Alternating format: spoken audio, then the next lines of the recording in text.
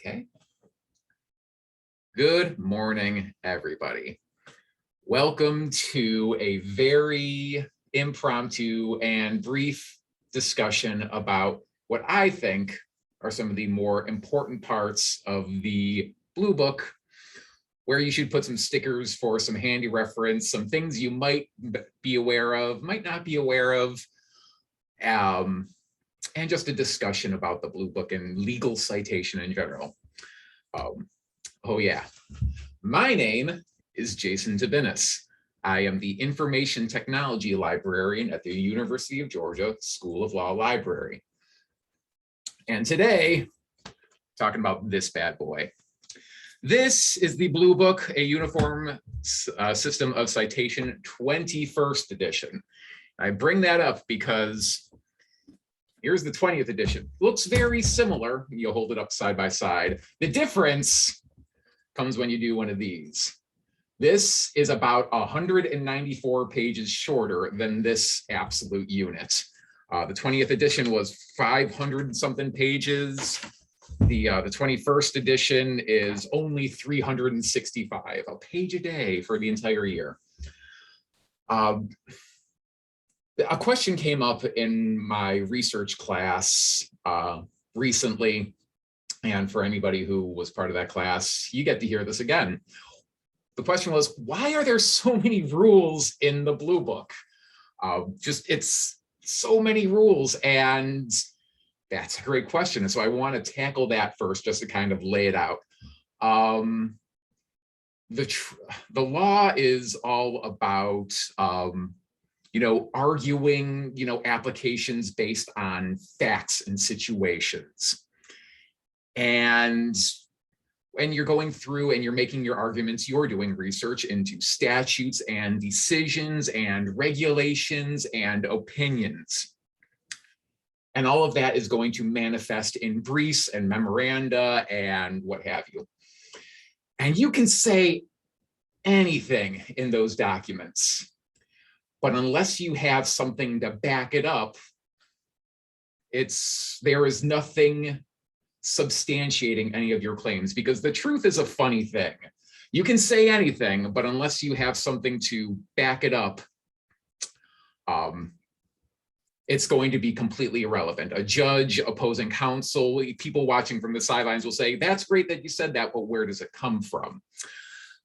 Legal citation and all of the rules of the Blue Book help people find the things you are referencing. If you are saying this statute says this, here's how to find the statute. This case says this, here's how to find that case. This website, this person, this book, this publication, whatever. You need to be able to point to the thing and help people find the relevant documents. That's what good citation is all about. And I want to make that distinction because there are a lot of rules in the Blue Book. Some of them are really important, seem, big, fundamental, substantial, like the 5 important parts of a case citation are these 5 things. And then there's the fiddly little things about, we're going to use small caps for publication names, or make sure you have a period at the end of the citation sentence, like,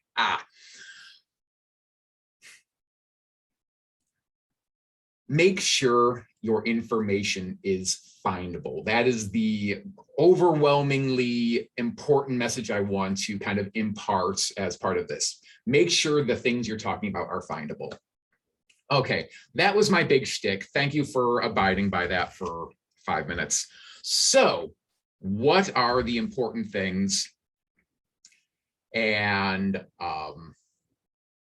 what do I think we should talk about? So, first things first, in your Blue Book, if you're following along at home, open up to page 4. I think it's 3 yes, it's page 3. It's the introduction to the blue pages. We'll talk a little bit about that. There are a couple primary sections of the Blue Book. There's the blue pages, the white pages, the tables. Those are your big chunks. What are the blue pages? The blue pages are parts of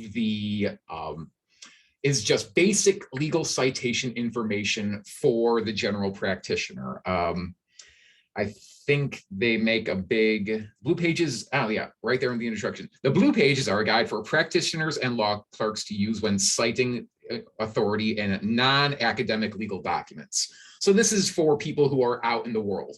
I think there's a wonderful part on page 3 that just tickles me to no end.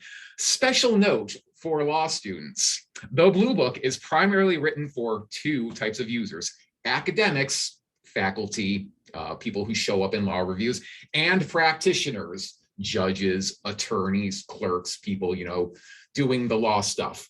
Who is it not for explicitly? Law students. And yet you are going to be completely sucked into the Blue Book's world. That's fine. That's great. Just need to be aware that the Blue Book knows that it's coming at, it's being mostly used by practitioners and academics, and then there's law students who kind of are along for the ride. Okay. Anything else I want to talk about? Raven, legal documents. Okay. So the first sticker that I think you're going to want to throw into your Blue Book happens on page 8, short citation forms. When to use id, supra, and here and after.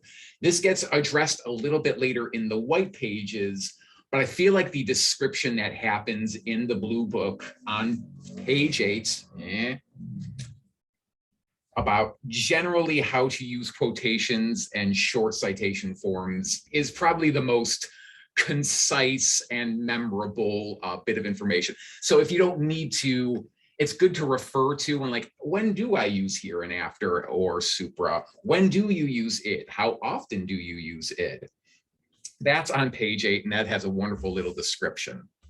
The next page that I want you to throw a sticker into is page 13.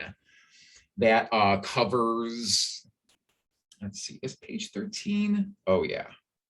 Am I looking at the right version? I am. Let's see.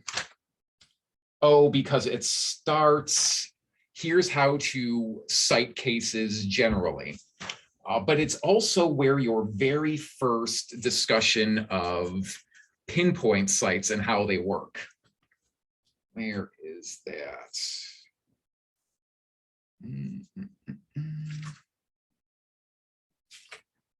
Oh yeah, it's right there at the very top, reporters and pinpoint citations. To point your reader to a specific page that relates to the cited proposition, you must include a pinpoint citation, often called a pin cite. Place pin cites after the page on which the case report begins, separated by a comma. So the case is reported on, page 200, but the really important part shows up on page 210. So it would be, volume number, name of the reporter, 200, comma, 210. I feel like that's really important because the blue pages just kind of say, here's what a pin cite is, here's how it works. In the white pages, it's got this all big, long, crazy discussion. So sometimes you just want a very brief discussion. Also worth noting, page 14, right after that, has a very little discussion of how parallel cites work. And I think this is an important distinction because it's kind of tucked there in the rules. In documents submitted to state courts, all case citations should be to the reporters required by local rules. This is important. We'll come back to that later. To find local rules for your court, local rules sometimes require citation to both the official state reporter and the unofficial regional or state-specific reporter. This is called parallel citation.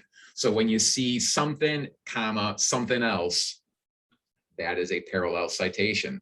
I think it's more worth pointing out that this is for documents submitted, documents submitted in court. Do you necessarily need parallel citations in papers you write for law school? No.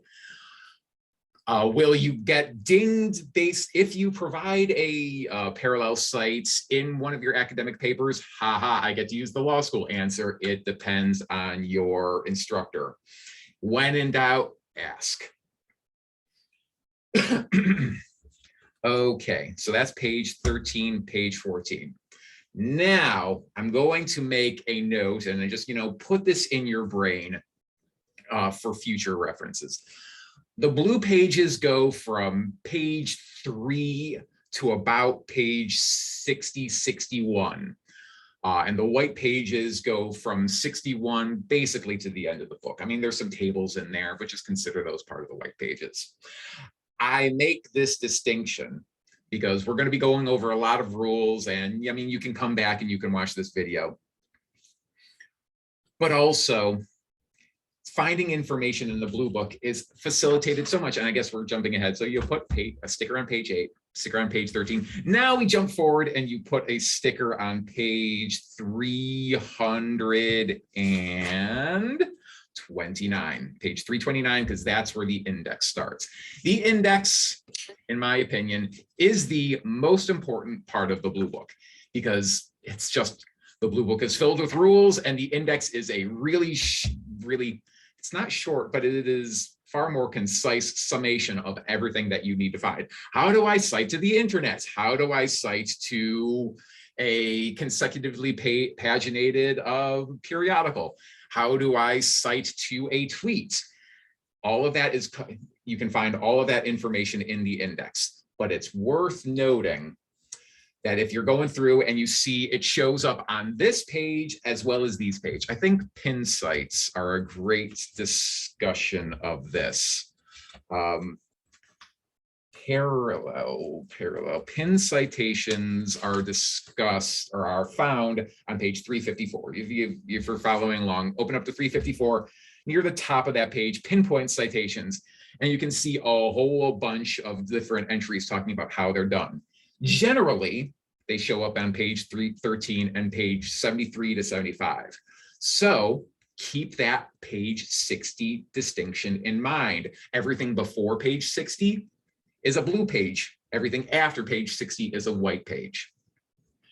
Generally speaking, you want to be looking at the blue page rule first, because it's going to be a much more short, concise, understandable version of the rule. And then you can jump forward and look at the white pages for more specifics and how things apply in academic writing. So, things for law school papers, law review stuff. The blue pages are perfectly acceptable. They frame them as variations from the white page. But more often than not, I find that the rules are established in the blue pages, and then exceptions and additions are defined in the white pages. So if something truly is something you don't know how to wrap your head around it, check the blue pages first, see if it exists there, then see if you can't clarify it a little bit in the white pages. Oh, this is super cool. There is a part in the blue pages that say, this site here, somewhere in the blue book, I think it's in the actual very introduction, the blue book is always expanding and adding new formats, but it doesn't capture everything.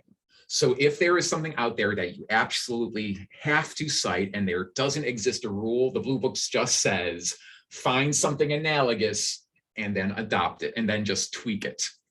The blue book gives you an out to just completely make up citations if you have to. So if you need to cite to a TikTok, if you need to cite to a YouTube comment, if you need to cite to a Discord chat log, you need to cite to something that doesn't exist yet, the blue book gives you permission to, if you can't find something that in the blue book that captures it, to find something close and then adapt it. I love that about it. There's a couple places in the blue book where it says, here are the rules, and here's a situation where you get to make up your own rules. I love that. Anyway, okay. Next thing that we're going to put a sticker into, so we put how parallel cites, how pin cites work, where the index is. The next thing I want you to put a sticker on is page 62.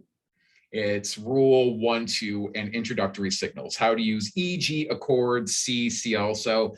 This isn't so much a as something that's super duper important, but it's something that you're always going to be like scratching your head like, how does that work again? How are those different rules applied? Just stick a sticker there, and then here's how all of your signals, here's how you're indicating to your reader how the proposition relates to the citation.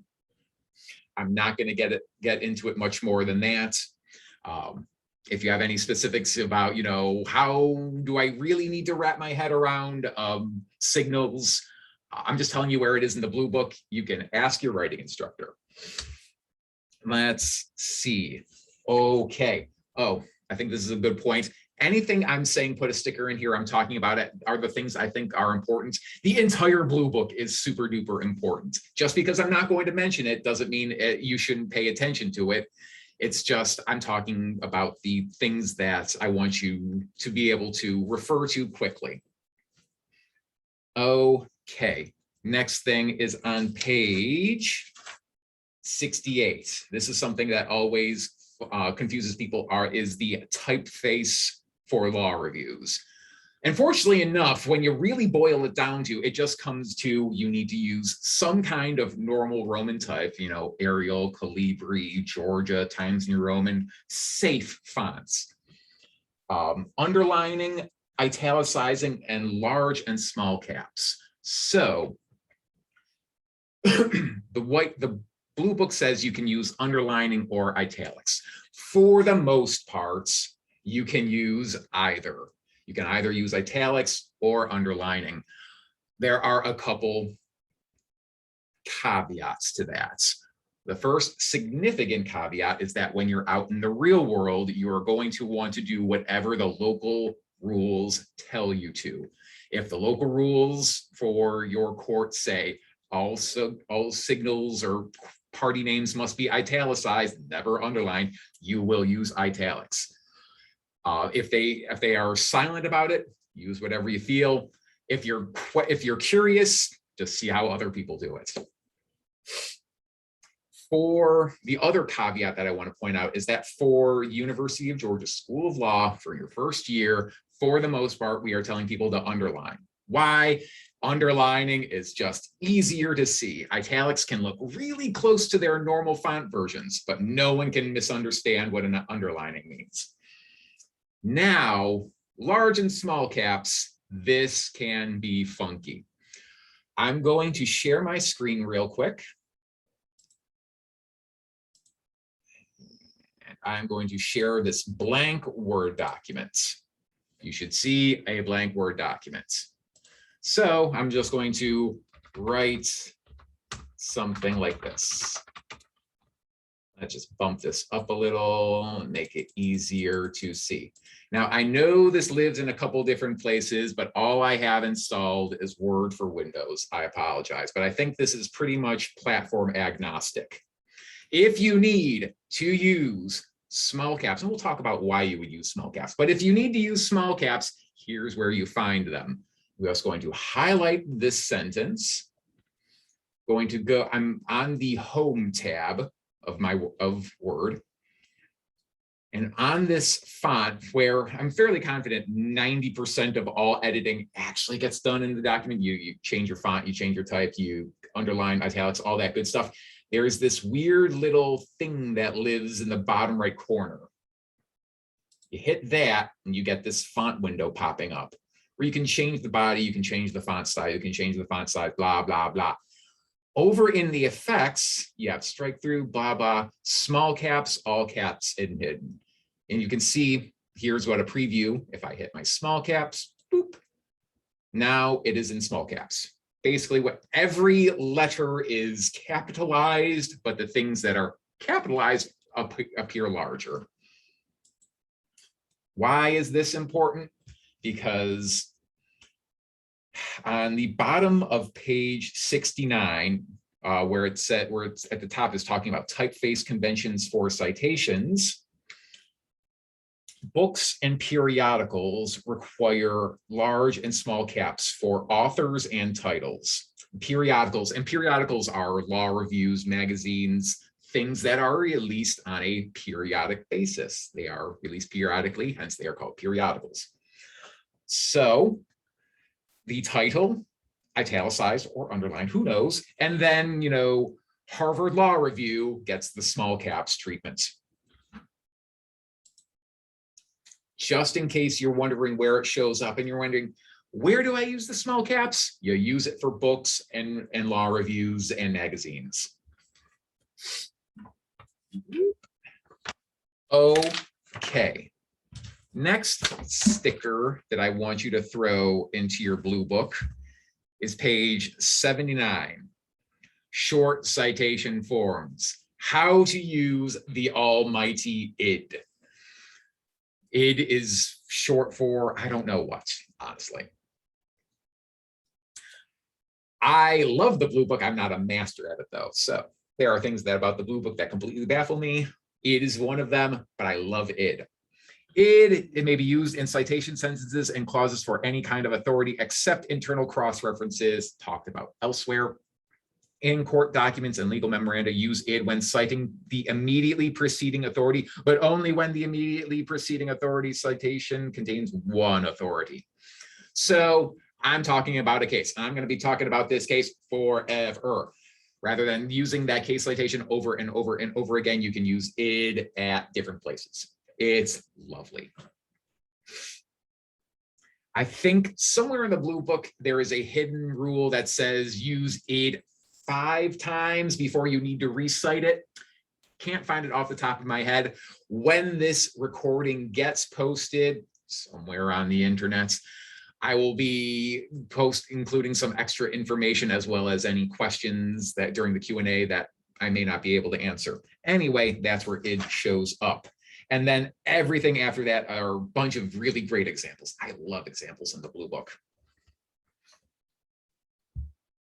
Page 81, I think, deserves a call out just because it tells you here's how to use supra and hereinafter, because it's a very specific set of documents that are referred to as supra or hereinafter. The list. Super and hereinafter may be used to refer to legislative hearings, court filings, books, pamphlets, reports, unpublished materials, non-print resources, periodicals, services, treaties, and international agreements, blah, blah, blah. Should not be used to refer to cases, statutes, constitutions, legislative materials, restatements, model codes, so on and so forth. So for super official things, do not use them. For other things, use them. It's an arbitrary distinction, and that's why knowing where to look at the rule is super important. Okay, now we're jumping forward a bunch. It's interesting. Let's see, to page 95. We're getting into the substance, and it's interesting. We're talking on page 670 something on rule 4, and now we've jumped straight over to rule 10. Like I said, rules 5 to 9, they're useful for what they are, but we're just talking about the super things. Rule 10 is all about how to do case citation.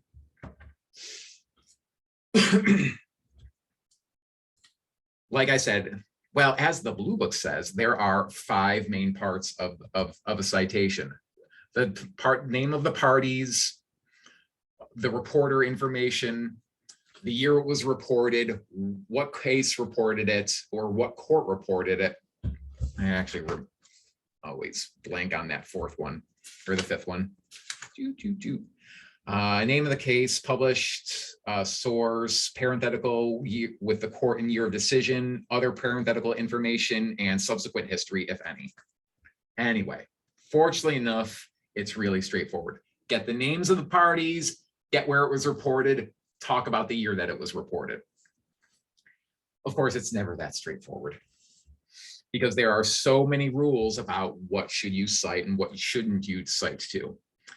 Now let's take this opportunity to jump forward a bunch of pages all the way to page, not that one, I think it's 253. Page 253 shows up. It's part of the tables. It is Georgia Citation Abbreviation Rules. I think this is a good illustration of that, what to report to. So if you have something that shows up in the Georgia Supreme Courts, the actual abbreviation for the Georgia Supreme Court is capital G, lowercase a, period. But you don't cite to that. Instead, just look at what the rule says. It's Georgia Supreme Court, Georgia abbreviated, cite to S period E period or S period E period 2D, Southeastern Reporter or Southeastern Reporter Second.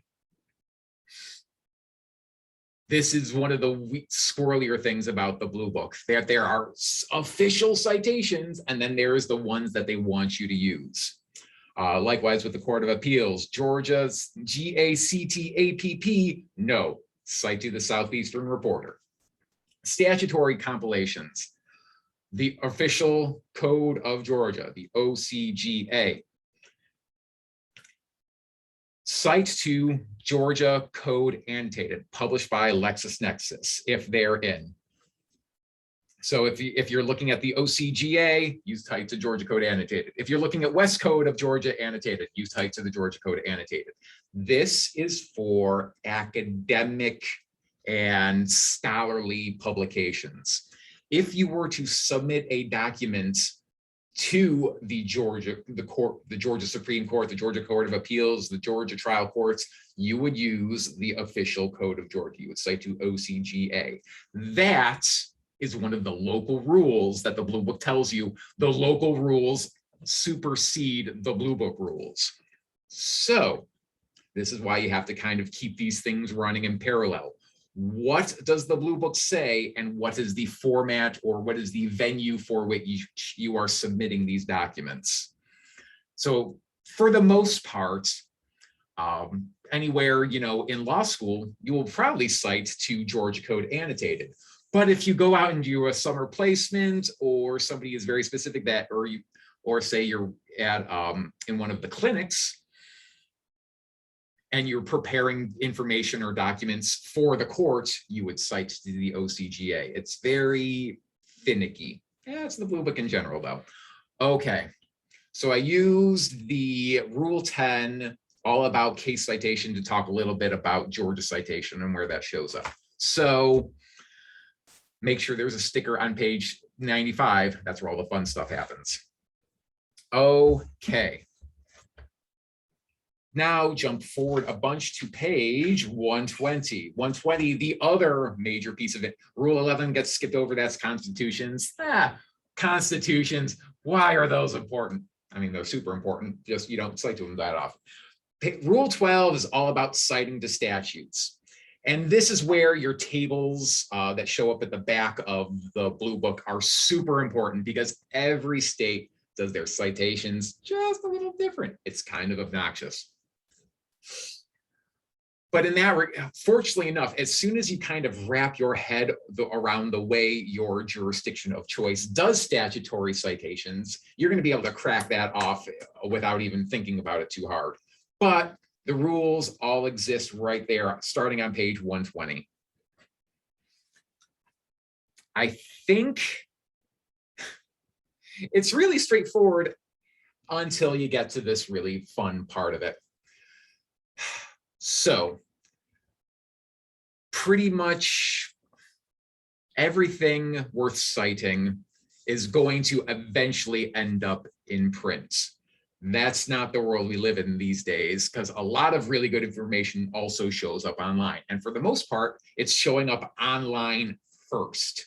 So it gets interesting with the official code. So one of the first things I want to draw your attention to shows up on the bottom of page 121.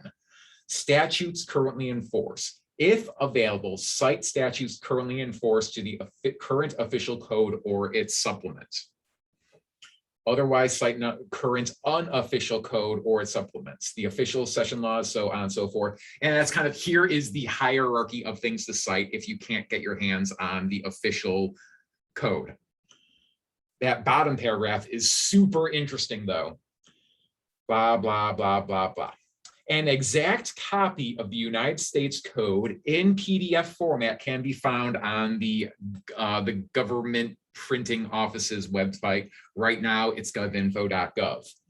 These versions, these PDF versions of the United States Code may be cited as if they were in print. That's awesome, because now you don't necessarily have to have a print version of the United States Code in front of you to cite to it. You have freely available, free access to a PDF version that you can treat as print. Why is that important? Because citing to things online is obnoxious. Go forward to page. So it's on page 127, rule 12.5, commercial electronic databases. When citing a code contained in an electronic database like Westlaw, Lexis, Bloomberg, so on, give parenthetically the name of the database and the information regarding the currency of the database as provided in the database itself. You can see the examples there. United States Code Service, section 1956, Lexis through public law number 113-108. So when you're on Westlaw, when you're on Lexis, and you're seeing at the very top of the statute that you're looking at, one of the very first things after you see like the title is current through so-and-so, or it'll show up at the bottom, current through so-and-so. If you are citing to the United States Code Service or the United States Code annotated, the Lexis and Westlaw versions, and you want to be super above board about it, you need to include all of that extra information in the parenthetical. Here's the citation, here's the database I found it in, and here is the public law that this version of the statute is current through. But you also have an out given by the Blue Book that says you can cite to the United States Code PDF version as print, which really just is here, section, USC, name, good to go. So this is something that you can decide. Do you want to cite to the full version that you found on Westlaw, or do you just want to pretend that you're using the PDF? That's up to you. Okay. Next sticker I want you to throw in is page 157. That is periodical material. This is how to cite law reviews. There's a bunch of information in here. And for the most part, it's really straightforward until it comes to abbreviations. So if you're done putting a sticker in 157, I want you to jump forward now with me to stick a sticker on page 304 or 305, somewhere in that range, because these are abbreviations for institutional, author names, and periodical titles.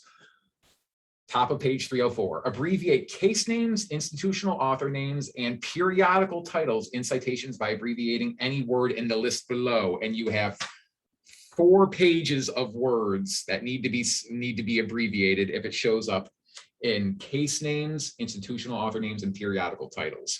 So the word dispute, indemnity, road, urban, all of these things and more will get abbreviated.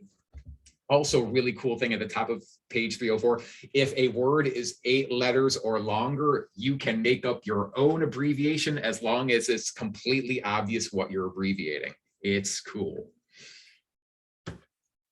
But anyway, those abbreviations, you can get in trouble just because you'll be going along and just, it won't make sense because you think, oh yeah, there is an abbreviation for security or securities. So you're doing something with the SEC that makes sense, but then you have like a security company that's providing, security guards. That gets abbreviated too.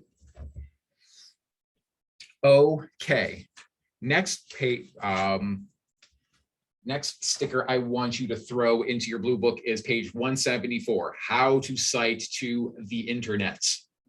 There's a whole lot going on there. And like I said, where you're going to see lots of different formats in terms of things you might want to refer to show up, the internet is going to be the #1 vector. I just want to point out that the Blue Book says, use one of these rules as a baseline if you need to just conjure up a citation. Jumping forward, jumping way, way, way forward, I want you to stick a sticker and to page somewhere 228, 229. This is, we've gone past all of the rules and now we're back basically squarely into the tables section. 228 and 229 has where these abbreviations for federal and district courts. So if you're citing to something in the federal supplement or Court of Appeals, here's where the citations are. Like I said, 253 is for Georgia, 304 is for general. Page 307, I mean, it's right after 304, is where court names are abbreviated, super important. 312, more table stuff. Geographic citation, geographic abbreviations, they're all kind of referring back to page 304 and just table of abbreviations. 320 has institutional abbreviations, just to make sure, and this is where these are, this is the table for law reviews. Anything that didn't get captured in the previous abbreviation section is captured here. And then there's the index on 329, the general finding aid. And those, then that's my interpretation of tabbing out your blue book. Some general rules in the blue pages,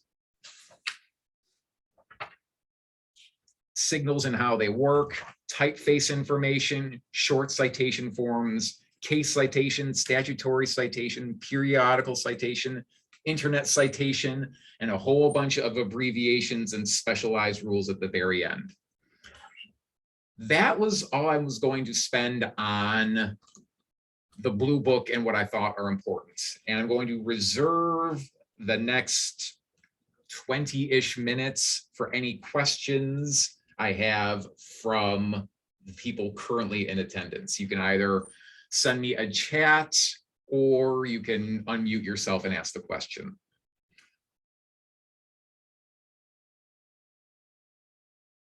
Otherwise, while people are potentially typing or composing themselves, I have a couple examples that I could run through just as let's try to do the process of coming up with citation for a case or a statute or a periodical or a regulation. And I will give people a moment to put that together. Boop, boop, boop, boop, boop, boop, boop. Okay. Still recording, still there. Okay, let's find, yeah, that'll work. Okay, so what I'm going to do is I'm going to share my Word documents and I'm going to put a block of text and say, all right, what does the citation look like for this? And then I'm going to walk through the process and the rules. Okay, the first is a very, very elaborate case law citation. Okay, so time to share my Word document. Share. All right. Let's see. Bump up the, all right. All right, gonna copy this text and see. So on the screen, Stephen Armstrong versus Maverick Security Consulting on pages 23 and 24 of a case decided by the United States Court of Appeals for the 11th Circuit on February 19th, 2013, and reported at volume 183, page 10 of the Federal Reporter 3rd series. Okay. If I was going to make a citation for this, first things first, I'm going to capture the title or the names of the parties. Rule 10.2.1 tells me that I get the last name of the first party, Armstrong. That would be Maverick Security Consulting. Maverick, I'm fairly confident, is not abbreviated. Security, though, totally abbreviated. And I'm getting that. I'm sorry, I'm looking off to the side because that's where all my notes are. The abbreviation comes from from table 6, which has, you know, let's see, was it table 6? I think it was table 6. Handy tab on page 307, security gets abbreviated to SEC period. Consulting, does that also get abbreviated? Nope, it does not, even though it feels like it should. Comma. Now, underline it as per rules. I could also make this italics, but I just like underlining. Now, shows up volume. Now I need to capture the volume or the reporter that it shows up. So it would come into 183, that is the volume. Then it would be the Federal Reporter 3rd series. That gets abbreviated to F.3D. Where does that show up? In top of page 228, Courts of Appeals, previously blah, blah, blah. Cite to F2nd or F3rd. So this is the Federal Reporter 3rd series, F3D. On page 10. Starts on page 10, but now I'm going to provide a pin cite to pages 23 to 24. So that's good. Title, reporter, parenthetical information. Once again, going back to 229, just double check. 229, 228 to double check. Okay, cool, cool, cool. Let's see, 11th Circuit gets reported how? Wait, does that show up? Ah, there we go, okay. 11th Circuit, period, 2013, and paren, period. Ta-da, citation. Okay, let's try a statute now. Oop, oop, oop. Sorry, using, let's see.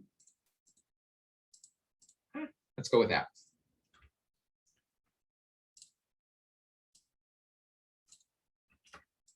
This is something from the Official Code of Georgia. Official Code of Georgia annotated, Title 43, Chapter 11, Section 2, year 2018. This is an old example, I apologize.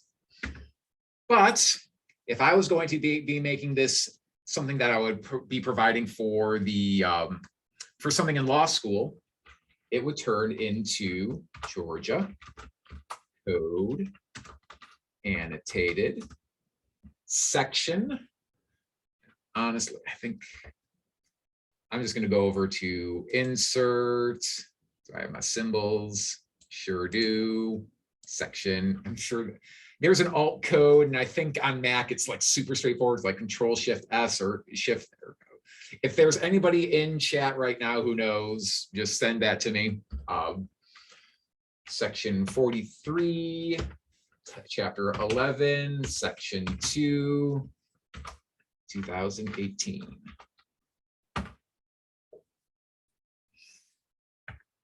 Now, let's see if I've got something very interesting.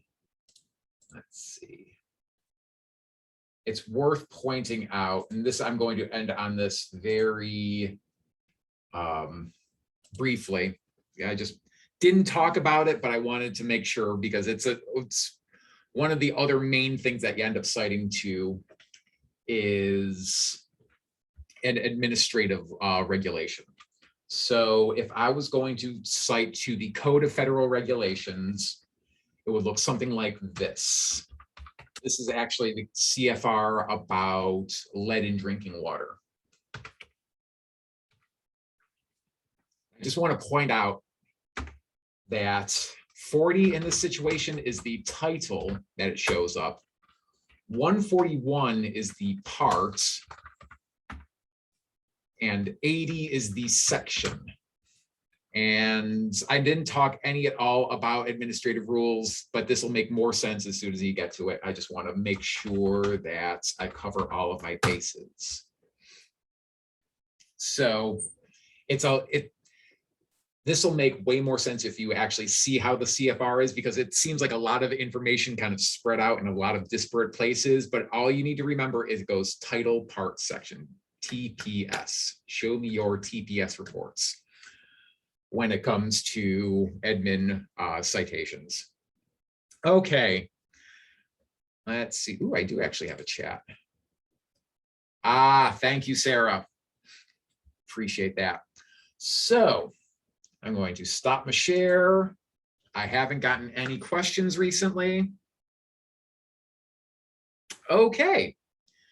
This recording will be available shortly, either in ELC or on the law school, maybe the library's YouTube page.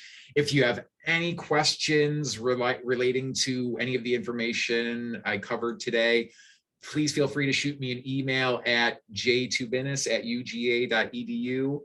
That is JT as in Tom, UB as in boy, INIS@uga.edu.